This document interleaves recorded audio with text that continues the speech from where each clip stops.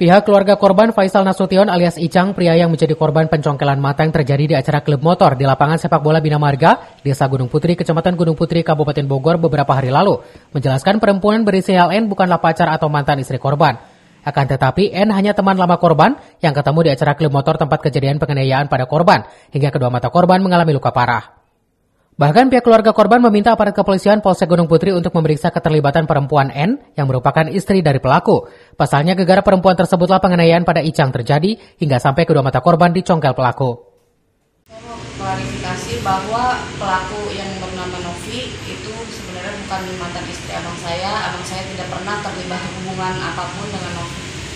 Saya tidak tahu orang mananya, dia itu istri atau pacar, saya tidak tahu dari si pelaku pencongkelan mata abang saya.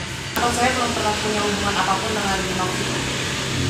Nah, Novi ini terlibat dalam kasus ini atau gimana? Terlibat. Saya nggak tahu terlibatnya seperti apa, karena kan abang saya yang menyampaikan ke penyidik, saya nggak tahu terlibatnya seperti apa. Sementara itu, Kapolsek Gunung Putri AKP Aulia Robi Kartika Putra melalui pesan WhatsApp-nya menjelaskan terkait keterlibatan N masih didalami petugas dalam kasus pencongkelan mata tersebut. Dari Gunung Putri, Kabupaten Bogor, Edi Junaidi melaporkan.